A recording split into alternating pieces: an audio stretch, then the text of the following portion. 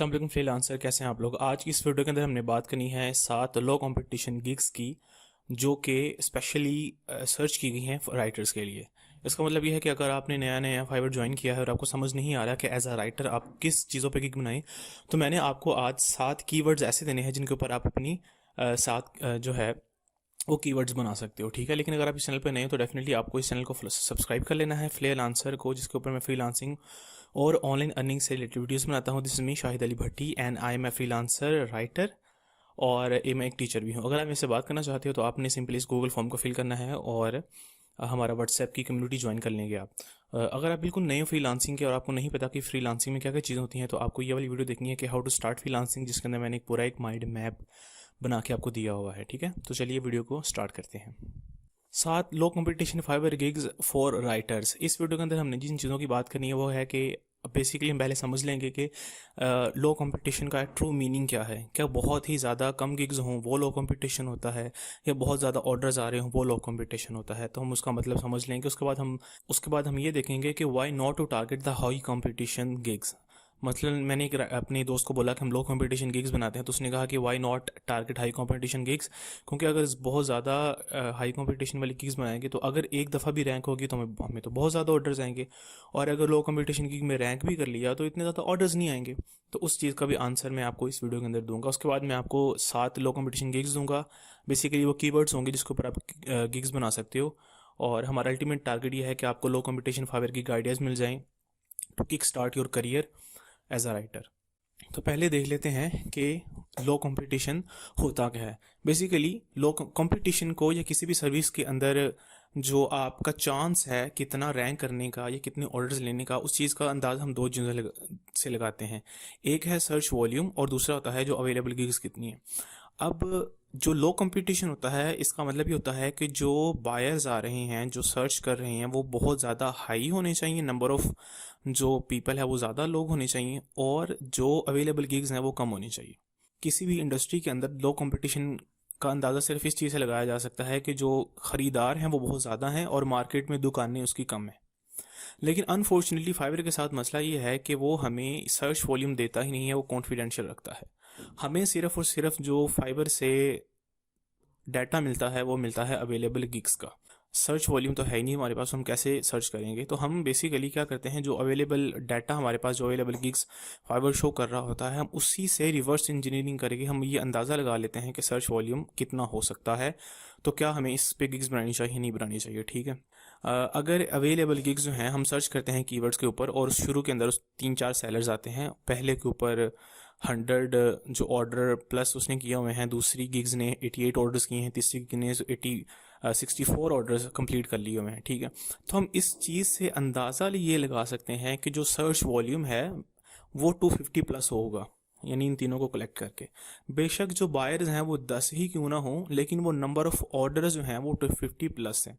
तो इस तरह से हम एक आइडिया ले सकते हैं कि सर्च वॉल्यूम क्या होगा, लेकिन अभी भी हमें एग्जैक्टली नहीं पता कि सर्च वॉल्यूम क्या हो सकता है। ठीक है, इस वजह से तो फाइवर पे जो है इतना ज़्यादा रैंक करने की बहुत ज़्यादा डिमांड है कि कैसे रैंक करें, ऑर्डर्स नहीं आ रहे वगैरह वगैरह, क्योंकि उसने हमें सर्च वॉल्यूम ही नहीं दिया हुआ।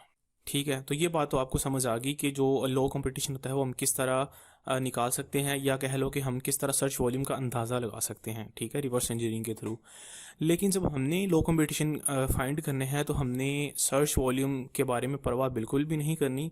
हमने सिर्फ ये देखना है कि जो अवेलेबल गिग्स हैं उनका डाटा है कितना, तो वो कितनी अवेलेबल गिग्स होनी चाहिए, तब हम उसको लो कंपटीशन कंसीडर कर सकते हैं।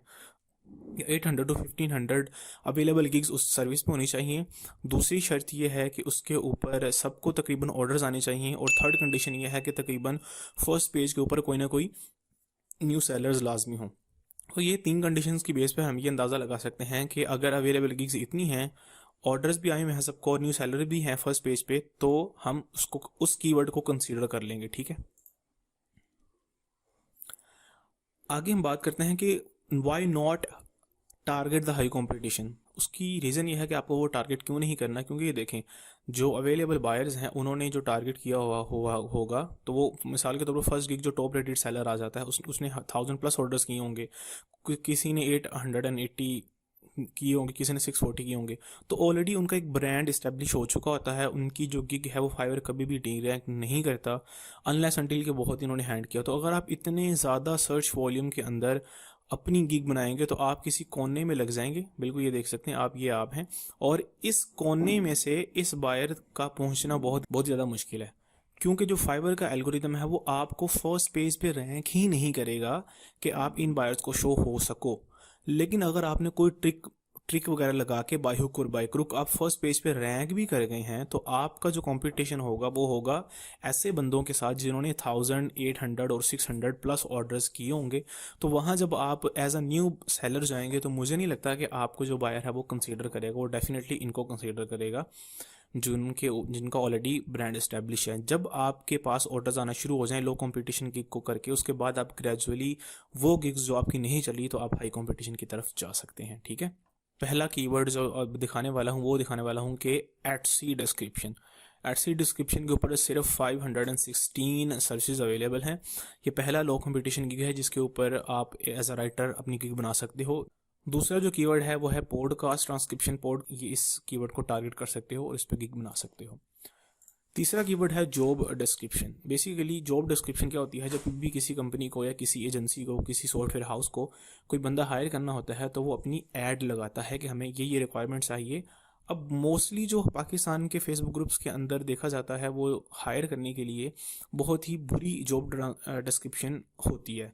बुरी जॉब डिस्क्रिप्शन से ये होता है कि जो आप पर एप्लीकेंट्स होते हैं वो बहुत ही ज़्यादा इररेलेवेंट आ जाते हैं, या जो है वो इतना ज़्यादा टैलेंटेड लोग उस पर अप्लाई नहीं करते क्योंकि उनको लगता है ये कंपनी इतनी ज़्यादा अच्छी नहीं है। तो होता क्या है कि जो कंपनी है उनको अपने टारगेटेड बंदे, टैलेंटेड बंदे ढूंढने में बहुत ज़्यादा टाइम वेस्ट होता है। तो वो चाहते हैं कि वो जॉब डिस्क्रिप्शन के अंदर इतनी अच्छी लिखें कि उनको प्रॉपर टैलेंटेड बंदे मिलें। तो आप इस पर जो है सर्विसेज दे सकते हैं। आप कंपनीज़ आपको कांटेक्ट करेंगी और बताएंगी कि मसलन हमें मार्केटिंग मैनेजर के लिए जॉब डिस्क्रिप्शन चाहिए। आप उनसे थोड़ी इन्फॉर्मेशन लोगे और उसके बाद उनको जॉब डिस्क्रिप्शन लिख के दे दोगे।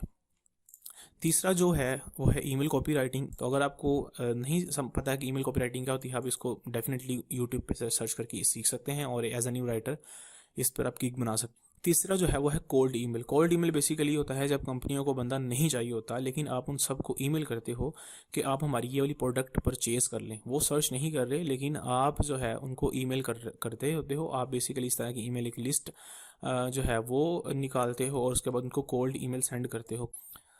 ठीक है, उसके बाद आता है हमारे पास कीवर्ड कॉपीराइटर, एड कॉपीराइटर, और इसमें जो है लेवल 1, लेवल 2 और न्यू सेलर सारे अवेलेबल हैं। इस कीवर्ड को भी आप टारगेट कर सकते हो। ये जो न्यू सेलर है और इसने $75 लिए हुए हैं। ठीक है जी, इसे लेकिन आपने जब भी गिग्स बनानी है तो आपने मेक श्योर करना है कि आप कम से कम $5 जो है वो लाजमी लगाओ, ताकि जो है एज अ न्यू सेलर जो है वो लोग आपको ट्राई करने के लिए ही ऑर्डर दे दें। लास्ट जो है हमारे पास है वो है paraphrase content. Paraphrase content basically होता है किसी भी जो है सोशल मीडिया पे, वेबसाइट पे एक वेबसाइट उनका पास ऑलरेडी कंटेंट लिखा हुआ है, उन्होंने उनको पैराफ्रेज करवाना है यानी रीराइट करवाना है। सो रीराइट आर्टिकल का एक फैंसी वर्ड है पैराफ्रेज कंटेंट। इस पर बहुत कम सर्विसेज अवेलेबल हैं और तकरीबन सबको ही ऑर्डर आए हुए हैं। आप मेक श्योर कीजिएगा ये जो सारे कीवर्ड्स हैं इनको किसी और कीवर्ड के साथ टारगेट करें और इस पर आप गिग्स बना सकें। तो ये अगर आपको नहीं पता कि मैंने एक सर्च कैसे की है तो इसके लिए मैंने एक वीडियो बनाई हुई है कीवर्ड रिसर्च की, वो मैं आई बटन में छोड़ दूंगा, आप वहाँ पे जाके देख सकते हो। तो ये थी आज की वीडियो। अगर आपको ये वीडियो पसंद आई है तो डेफिनेटली आपने इस चैनल को सब्सक्राइब कर लेना है।